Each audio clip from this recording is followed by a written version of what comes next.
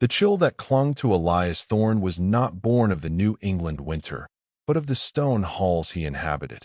At 42, Elias was the chief librarian of the Morto's Antiquarian Library, a granite fortress that squatted like a patient gargoyle on the edge of a town too old for comfort. Morto's was a place of deep shadows and inherited guilt, and Elias, with his sharp, ascetic features and eyes perpetually dimmed by poor light, was its perfect, solitary custodian. His life was a clockwork ritual designed to stave off the chaos he sensed lurking just beyond the periphery of his routine. At precisely 7 a.m., he'd pour coffee the color of weak ink and listen to the floorboards of his small saltbox house groan under the weight of an unseen pressure. The only other living presence was Grimalkin, his cat, a skeletal shadow of pure black fur with eyes that held too much intelligence. Grimalkin didn't meow.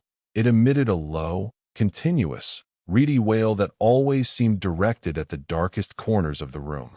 The library was Elias's sanctuary and his prison. It smelled of ozone, dry rot, and the ghost of forgotten knowledge, a sharp, ferrous scent that promised both enlightenment and decay.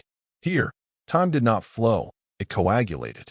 The marble floors muffled sound until conversation became a whispered intrusion, and the towering shelves, packed with volumes bound in the skins of various epochs, felt less like architecture and more like the calcified ribs of some ancient, enormous beast. Lately, the peace had curdled into a palpable dread. Elias had begun to notice things. A rhythmic, faint scraping sound that started exactly when the streetlights came on. The sudden, brutal cold spot that moved like a roaming predator through the stacks. The feeling that the books, rather than being inanimate objects, were sentient, silently observing the slow, miserable unfolding of his life. His days were predictable, and that predictability had always been his shield. But shields break. It was during his unauthorized quarterly inspection of the vault of unregistered texts that the shield cracked entirely. The vault was not part of the public access area. It was a subterranean repository, a crypt for books too dangerous, too fragile, or too obscure for casual viewing. It lay 3 levels below the main floor, secured by a heavy iron door that required 2 separate, ancient keys to open. Descending the stone spiral staircase, Elias felt the air grow heavy and sodden, like walking into a lung. The only illumination came from the single, bare bulb swinging overhead, casting dizzying, stretching shadows that seemed to mock the concept of straight lines. He was ostensibly down there to check humidity levels, but his true motive was always the thrill of the forbidden. He ran his hand over the bindings, the leather cool and grainy under his touch. The titles were often non-existent, the language incomprehensible, grimoires, alchemical failures, and texts pertaining to the unmaking of things. He was examining a shelf dedicated to volumes bound in exotic, mottled hides. Likely human, Elias never allowed himself to think when he saw it. It was wedged far back, beneath a crumbling codex detailing the migration of gargoyles. It was a ledger, not a book, but a true ledger, like those used by accountants in the 19th century. Yet, its binding defied description. The leather was midnight black, coarse and uneven, and it felt unnervingly soft, pliable, and warm against his fingers, almost as though it retained residual body heat. It was closed not with a clasp, but with heavy, scarlet twine that had been knotted into a series of highly complex, ritualistic loops. The thread itself looked like dried, twisted sinew. A deep wave of nausea rolled over Elias. His professional instinct screamed at him, "Do not touch this. Seal the vault. Report its existence." But his other, deeper instinct, the hunger for the forgotten secret, paralyzed him. He had to know what lay inside. He picked at the knots, his breath misting in the cold air. The twine parted with a dry, clicking sound, like insect mandibles closing. He opened the ledger. The pages were thick, rough, and smelled not of mildew or parchment, but powerfully of salt and regret. They were covered not in ink, but in a substance that was unmistakably old, flaking dried blood. The writing was a beautiful, meticulous copperplate script, detailing an endless list of names, dates, and locations. And every single name was crossed out. The crossing out wasn't a casual strike. It was a violent, thick, purposeful gash of pitch-black substance, the lines tearing slightly at the blood paper beneath. Elias flipped through hundreds of pages, generations of names, all neatly cataloged and brutally redacted. Beneath the thick black lines, Elias could just make out faint, ghosted impressions. He rubbed a finger over one name from the 1700s, focusing intensely on the indentation. He read, "Taken from the cradle, with the breath still in their lungs, 1788. Another, more recent, claimed by the water where the river runs red, 1952. Each phrase was a miniature horror story, a whisper of a grotesque demise linked to the person listed. Elias's hands began to sweat, the ledger feeling slick in his grasp. He realized this wasn't an accounting of debt or sin, but an inventory of souls owed. He reached the end of the ledger. The last page was relatively clean, the script lighter, fresher. His eyes scanned the final 3 lines, one of them circled in a vivid, unsettling vermilion. Above the circled name, Silas Quinn. Below the circled name, stark and unmarred by any strike-through, Elias Thorne. The ledger had spelled his name correctly, his full name, in the same perfect script as the others. Elias felt the room spin. He wasn't a man given to flights of fancy. He dealt in facts and artifacts. This was impossible. This was a prank. But who, in this ghost of a town, would know of the vault? Who would go to the meticulous trouble of cataloging centuries of death and adding his name? He forced himself to look beneath his own name, rubbing the page gently with his thumb, praying for a joke, a simple, mundane explanation. The hidden message revealed itself slowly, written beneath his name in the same indelible indentation. Before the final bell sounds, at the night watch hour. Midnight. It was the night of the full moon, and the antique grandfather clock in the main hall was set to strike 12 in exactly 4 hours. Elias closed the ledger with a dry snap. The sound echoed in the stone vault, the finality of it sealing his dread. He knew, with a certainty that settled like cold iron in his chest, that this was not a joke. This was the ledger of lost souls, and his soul was now due. Elias didn't climb the stairs, he fled them. He secured the vault doors, the keys felt molten in his palm, and stumbled back into the upper halls of the Mortose library. The filtered daylight streaming through the arched, grimy windows offered no comfort, only making the silence louder. Grimalkin was waiting for him. The black cat was perched on the heavy oak circulation desk, its narrow, gold eyes fixated on the ledger tucked violently under Elias's arm. Grimalkin didn't move, but the low, continuous wail it produced sounded less like a normal feline complaint and more like a warning siren. Elias shooed the cat away with a shaking hand, the animal melting into the shadows without a sound, leaving the distinct impression that it wasn't simply leaving, but repositioning itself to observe better. Elias slumped into his leather armchair, the ledger on the desk before him. The cover seemed to pulse faintly in the dim light. He had to think. Logic. Rationality. These were the only weapons he possessed against the encroaching supernatural. The name Silas Quinn kept catching his attention, circled in that aggressive red. If this ledger was an inventory of the damned, why was Quinn circled and not stricken? The logic of the ledger was rooted in the ancient, unyielding rules of the library itself. He thought of Mr. Hemlock.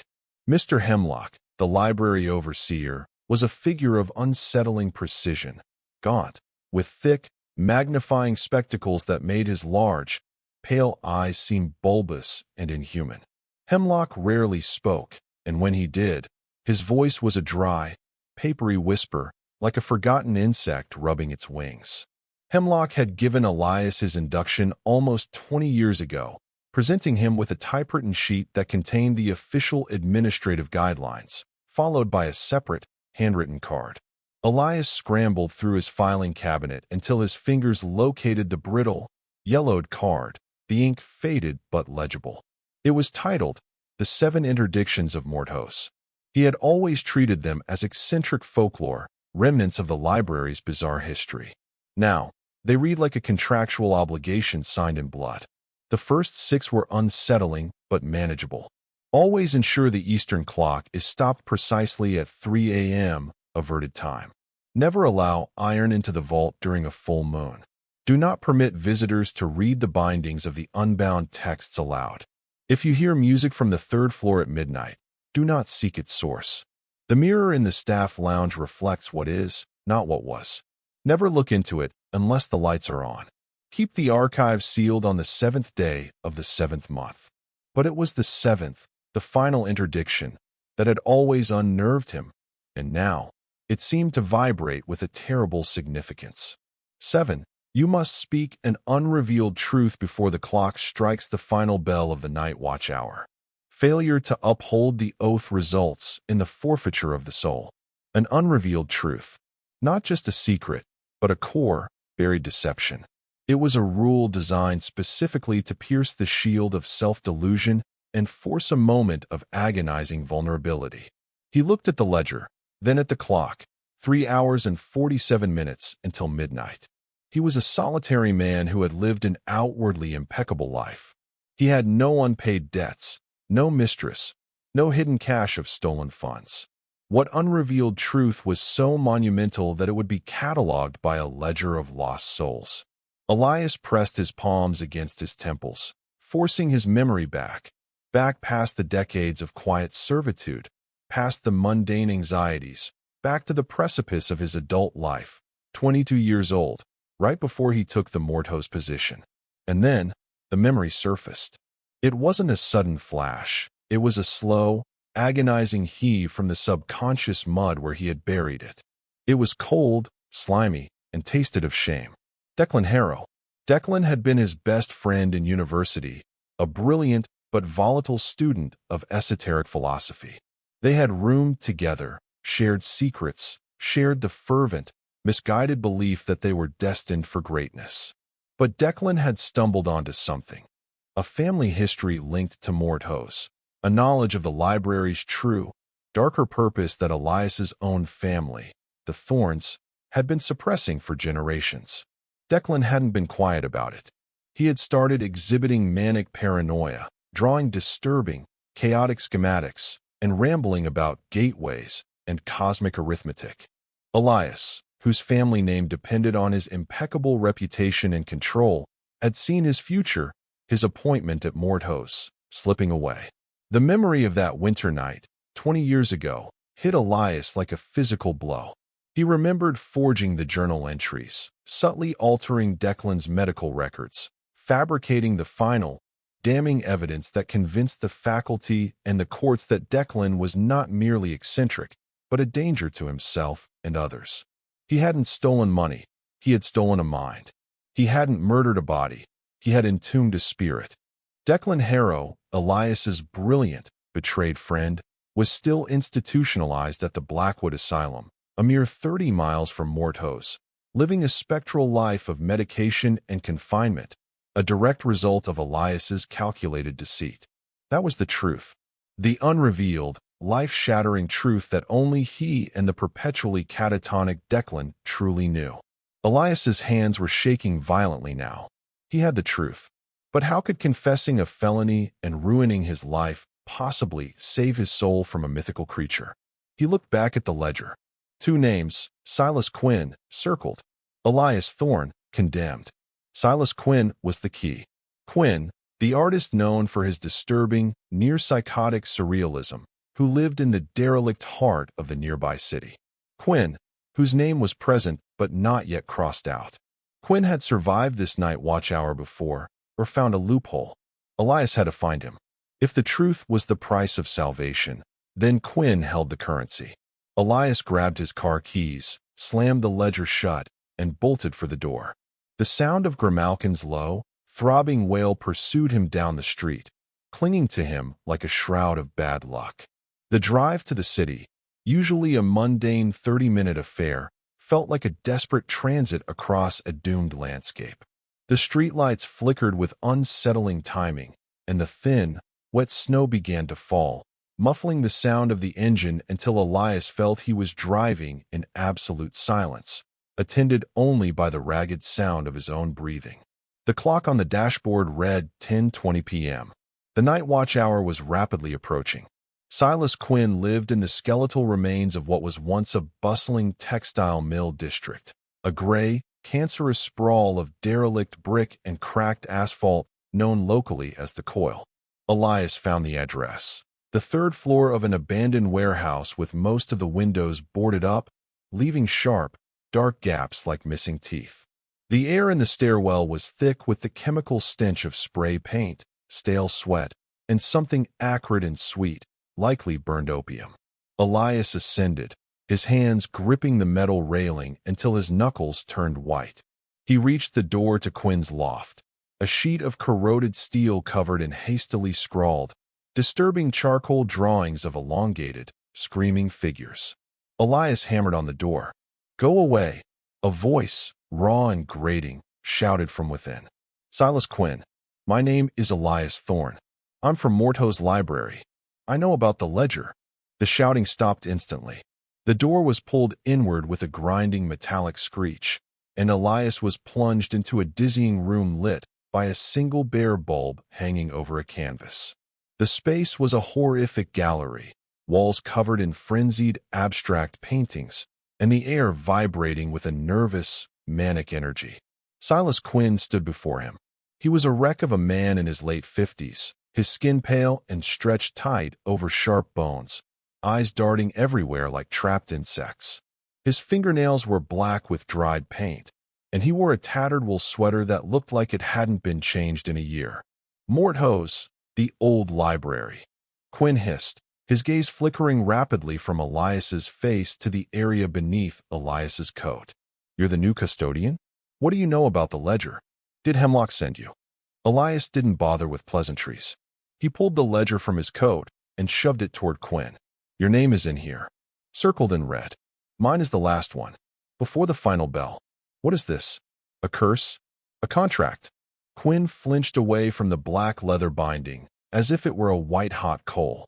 His lips pulled back from his yellowed teeth in a grotesque grimace. "A contract?" Quinn's laugh was brittle and high-pitched.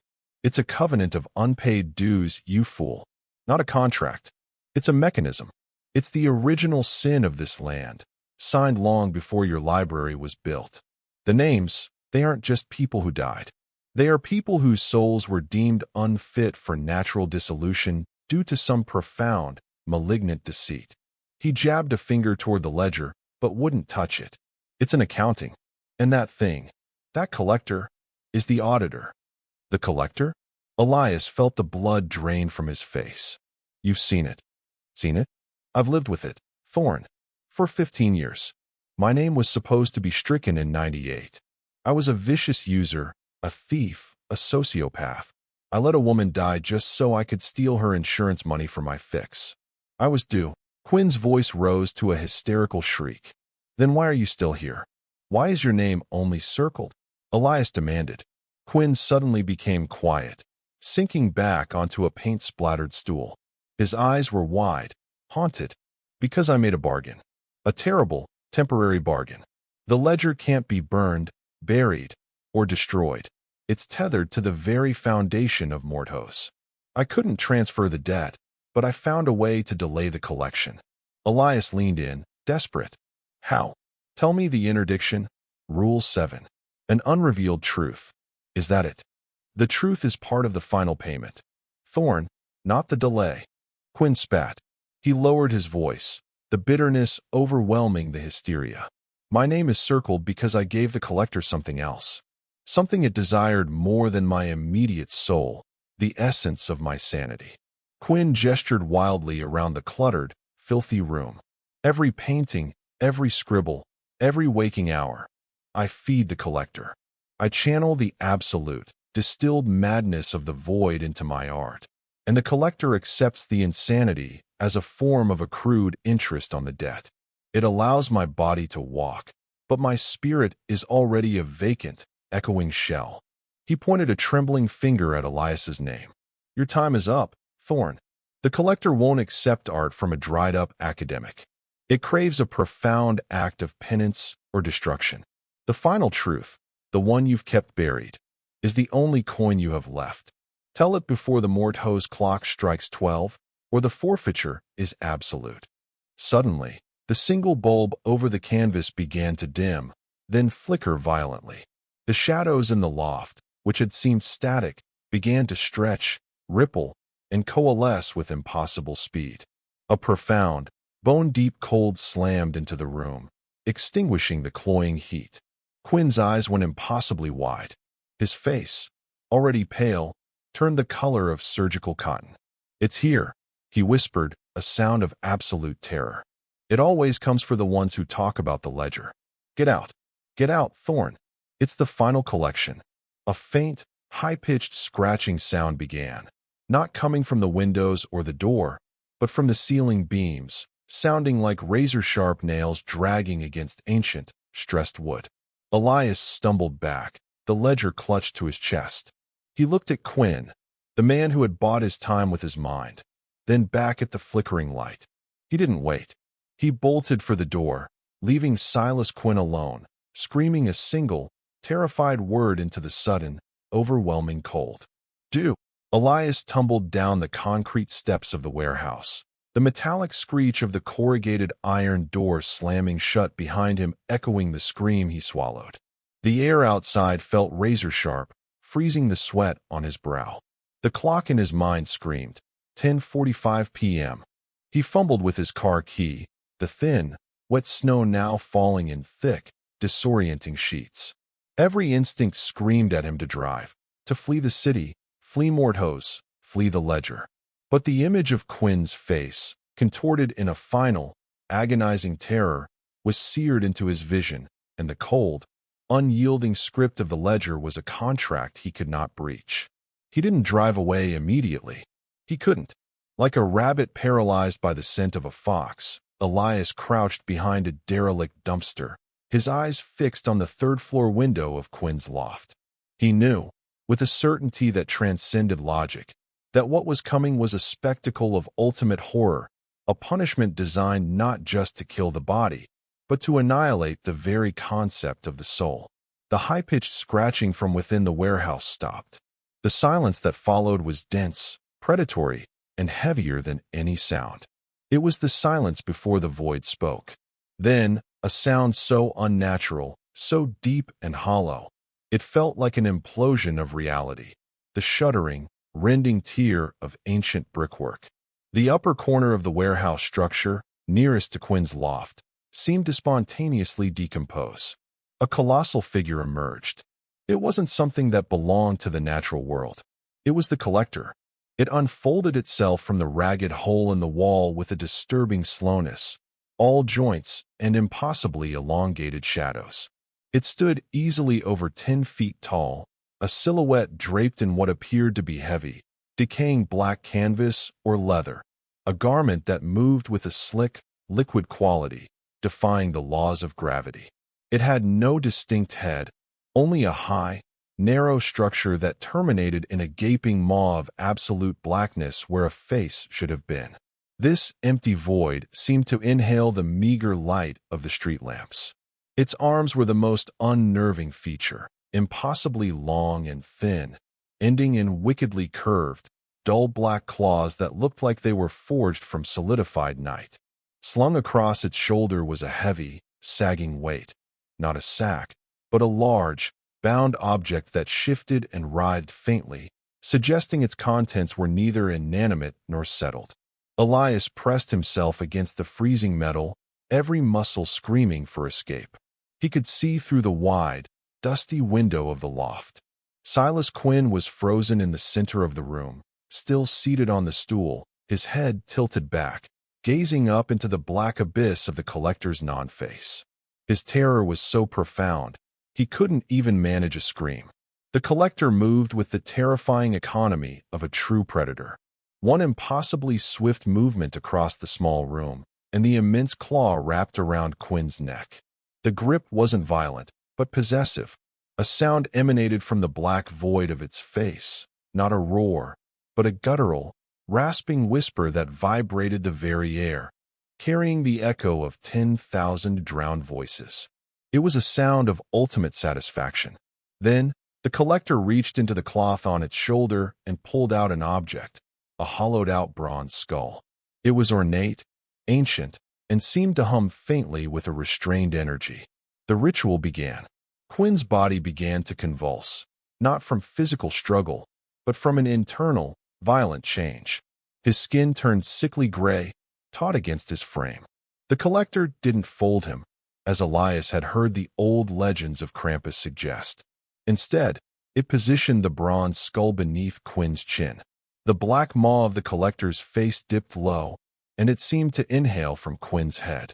Silas Quinn let out a sound that wasn't a scream, but a high-frequency shriek of pure, spiritual rupture. His eyes glazed over.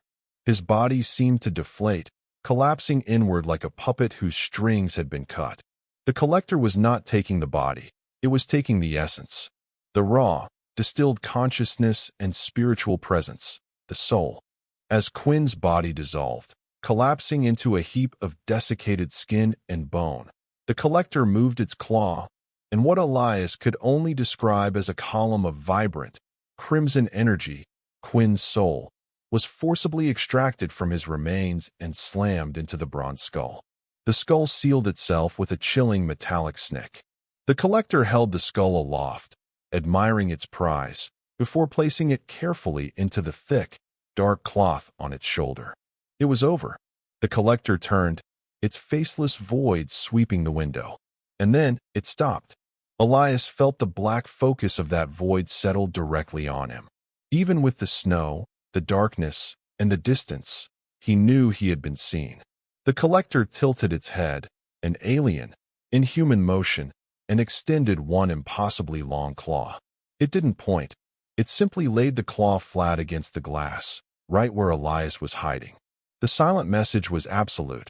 I know where you are. Your name is next. Elias's paralysis finally broke. The fear was so intense it was an antidote to itself. He scrambled into his vehicle, his trembling fingers jamming the key into the ignition. He drove blindly, the image of the bronze skull replacing every other thought. He had two choices left: become like Quinn, paying interest with his sanity, or uphold the seventh interdiction, an unrevealed truth before the clock strikes the final bell. He looked at the dashboard clock, 11:05 p.m. 55 minutes. He knew his truth. Declan Harrow, the friend he had condemned to Blackwood Asylum. The ledger had given him a precise destination: atonement. The truth couldn't be spoken into the empty air.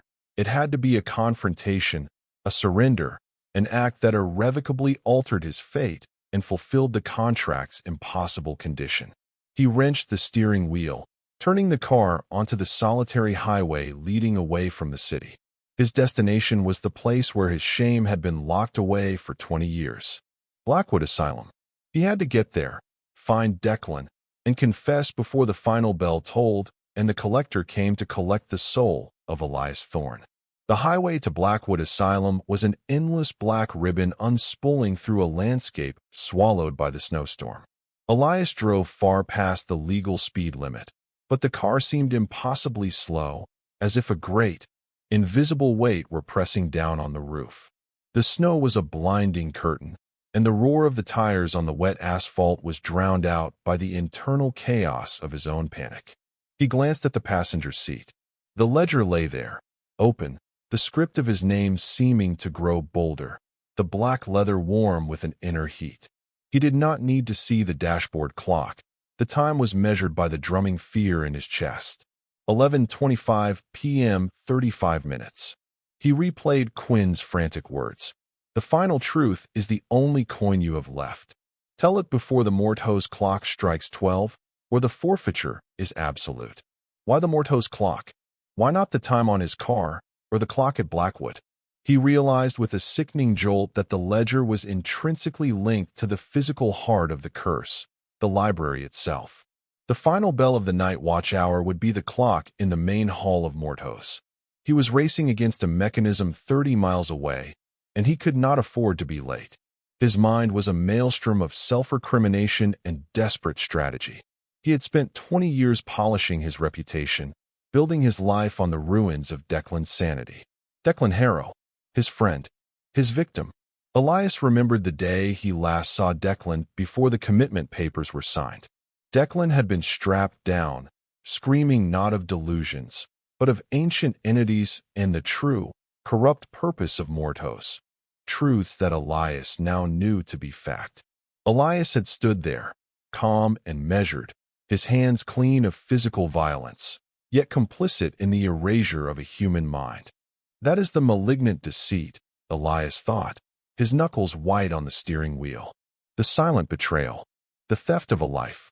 He had confessed to himself, but the ledger demanded more.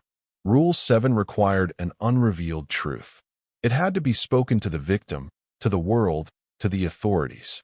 It had to be a revelation that irrevocably shifted reality. What would happen after the confession? Ruin, loss of position, arrest, trial, and prison. He would become a pariah, the respected academic reduced to a criminal institutionalized for grievous moral crime. Yet, compared to the horrors of the collector and the fate of Silas Quinn, prison was sanctuary. The forfeiture of his soul, being crammed, screaming, into a bronze skull, was a fate far worse than any temporal punishment. The thought of Declan brought a fresh wave of cold dread. What if Declan was too far gone? What if the years of medication and confinement had made him unresponsive? The truth must be received to be revealed. 11:35 p.m. 25 minutes. He saw the low, sprawling silhouette of Blackwood Asylum through the snow, a Gothic monolith of gray stone and iron bars, a fortress dedicated to the incarceration of fractured minds. Its high walls were topped with razor wire, and the few lights in the windows glowed with a sickly, institutional yellow. Elias swerved into the nearly empty visitors' parking lot and slammed the car into park. He grabbed the ledger, not daring to leave it behind. The front doors were locked. Elias pounded on the thick glass until a startled night guard, a young man with a bored, exhausted face, appeared. "We're closed, sir. Visiting hours ended at 6. I'm Elias Thorne, Chief Librarian of Mortho's Antiquarian.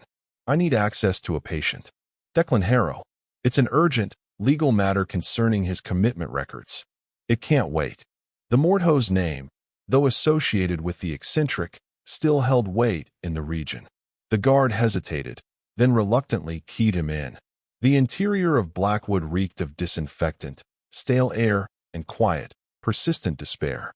The linoleum floors were chipped and the fluorescent lights buzzed with a sound that mirrored the growing tension in Elias's skull. He was directed to the ward where long-term, low-response patients were housed, the deep end of the institution. The metallic slam of the locking doors behind him was a sound of irrevocable commitment. 11:45 p.m. 15 minutes. The ward was dimly lit, silent but for the faint, steady sound of deep, drug-induced breathing. He was directed to room 3B. Elias stood before the door, the ledger clutched tight. His heart was a frantic drum against his ribs. He was moments away from dismantling his entire life. The fear of prison was potent, but the fear of the collector, waiting for the final bell, was absolute. He pushed the door open. The room was Spartan, a bed, a chair bolted to the floor, and a small, barred window. Declan Harrow lay on the bed, thin and ghostly pale, his eyes wide open, staring blankly at the ceiling. The vibrancy that had defined Declan 20 years ago was extinguished, replaced by a vacant, medicated calm. Elias stood over him, the ledger feeling heavy and alive in his hands.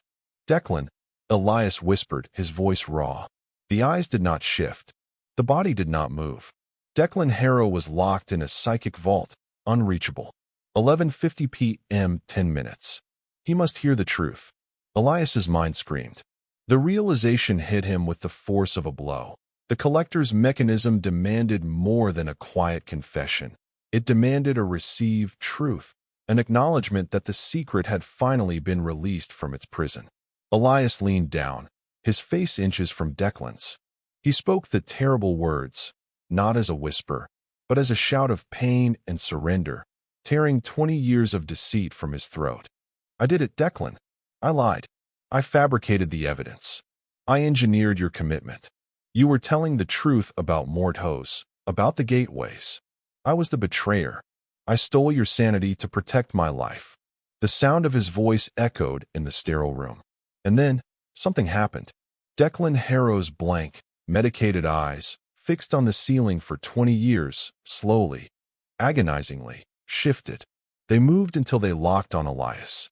And Declan Harrow, the man who hadn't registered an emotion in 2 decades, offered a slow, terrible, knowing smile.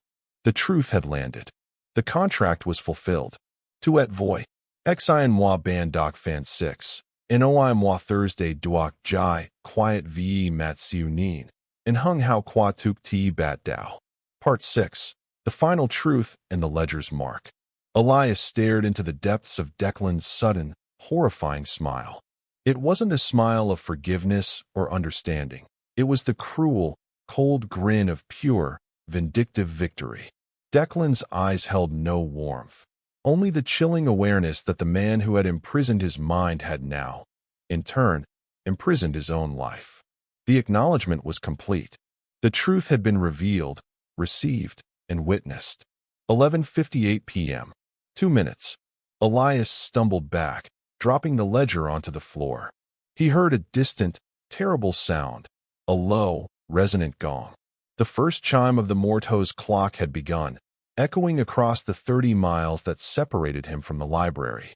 He didn't need to look at the ledger to know the collector was close. The temperature in the small room plummeted instantly, the air turning brittle and heavy, carrying the metallic scent of ozone and the grave. A low, continuous hissing sound began, seemingly emanating from the very stone of the walls. Elias pressed his back against the door, bracing for the inevitable appearance of the faceless entity. He closed his eyes, accepting his fate. He had told the truth, but perhaps the price was still forfeiture, paid in the currency of his freedom. Gone, gone. The second and third chimes rang out. Then, through the sound of the clock and the chilling hiss, Elias heard it. A distinct clatter on the metal grate of the small, barred window. He forced his eyes open. Hovering just beyond the glass, framed by the falling snow, were the 2 enormous, black claws of the collector. They rested against the bars, massive and intimidating. The creature itself was obscured by the deep shadow it cast, but the presence, the overwhelming, crushing weight of it, filled the room. The claws were not moving towards him. They were stationary, waiting. Gone, gone, gone. 5 chimes. 7 minutes left. One of the black claws slowly retracted, and the collector produced the ledger from somewhere beneath its cloak, holding it carefully. Elias watched, paralyzed by a terror that was now tinged with a strange, clinical fascination. The collector did not need a pen. The sharp, black tip of its other claw hovered over the last entry. Elias Thorne. The claw descended. It was a precise, swift movement, and with a sound like tearing silk, the pitch-black, malignant substance struck the page. A thick, aggressive black line was drawn right through Elias's name. The act of striking the name was accompanied by a terrifying wave of psychic relief for Elias, a sudden, violent release of tension that left him momentarily breathless. Then, the creature turned its attention to the confession. The black maw where its face should have been turned toward Declan Harrow, who still lay on the bed, smiling. The collector extended one claw toward Declan and then quickly retracted it, seeming to make a judgment. A guttural, rasping whisper filled the room, a sound so close it felt like it was originating within Elias's own skull. The truth is paid, Thorne. The collection is denied. But the covenant requires adherence. The ledger snapped shut in the collector's claw. The creature did not linger. It slid silently away from the window, melting back into the shadows and the swirling snow as quickly as it had arrived. Gone, gone, gone, gone. The final 4 chimes of the Mortos clock rang out in quick succession, culminating in the deafening final peal. Midnight. The night watch hour was over. Elias stood alone in the silence, shaking, the cold dissipating slowly. Declan's eyes had drifted back to the ceiling, his disturbing smile gone. replaced by the familiar medicated blankness. It was over. Elias had survived. But the salvation had been immediate, and the consequences were not far behind. The sounds of running feet and shouting voices erupted in the hallway. The night guard and several nurses burst through the door, having heard Elias's frantic shouts during the confession. "What the hell happened in here?" the guard yelled, his eyes widening at Elias's disheveled state. Elias stood straight, calm settling over him like a burial shroud. He walked out of the room, leaving Declan to his institutional peace. "I need to speak to the local authorities," Elias stated, his voice now steady, professional, and entirely resigned. "I need to confess to a crime. A deliberate and malicious betrayal of trust that led to the unlawful confinement of Declan Harrow, which I committed 20 years ago." He spent the next hour giving a full, detailed statement, starting with the forgery and ending with the ledger. The police naturally ignored the parts about Mort Hose, the collector, and the ledger, but the evidence against him regarding Declan's commitment was damning and irrefutable. Elias was formally arrested. The ledger? It had disappeared from the floor of Declan's room. Elias was stripped of his title, his reputation, and his freedom. The ensuing scandal ripped through New England's academic community. His neighbors recoiled, the town of Mort Hose was in an uproar, and his beautiful routine was shattered forever. Yet, as he sat in the cold, sterile holding cell, waiting for the dawn, Elias felt something he hadn't felt in 20 years, clean. He had lost everything, but he had fulfilled the covenant. The ultimate price was not his soul, but his life as he knew it. He had achieved salvation through absolute ruin. 3 months passed. Elias Thorne's trial was swift, his confession absolute. His lawyer, a sharp, exhausted public defender, managed to secure a favorable plea based on the psychological distress and the 2-decade time lapse. But the outcome was inevitable. Elias was sentenced to 5 years in a minimum security facility, a place far from the granite halls of Mort Hose, yet still a prison of stone and iron. He was stripped bare of everything that had defined him: his academic standing, his meticulously ordered life, and his precious routine. The newspapers had a feast, turning the esteemed librarian into a Gothic villain who had sacrificed a friend to secure his position. Yet, in his cell, Elias felt something akin to peace. He was paying the temporal debt he owed the world, and in doing so, he had somehow satisfied the cosmic mechanism of the collector. He still thought of Grimalkin, wondering who was currently feeding the perpetually wailing black cat. He thought of Mr. Hemlock, still silently overseeing the library, perhaps already grooming a new, unsuspecting custodian to one day inherit the 7 interdictions. But mostly, he thought of the ledger. The ledger of lost souls had disappeared from Declan's room at Blackwood, and the police certainly hadn't confiscated it. Elias knew that its absence was only temporary. One cold afternoon, after returning from the prison library, a sad, modern collection of paperbacks that smelled nothing like the old wood and decay of Mort Hose, he found it. It lay neatly centered on his small, steel-gray mattress, the black leather binding a shocking, malignant contrast to the thin white prison sheets. It was closed, the scarlet twine knotted in a simple, precise loop. It felt warm, radiating a faint, unsettling heat against the cold steel of the cot. Elias did not scream. He did not curse. He simply picked it up, the weight of it familiar and terrifying. He flipped to the last page. His name, Elias Thorne, was still firmly and irrevocably crossed out. He had tried to dispose of it again in the prison.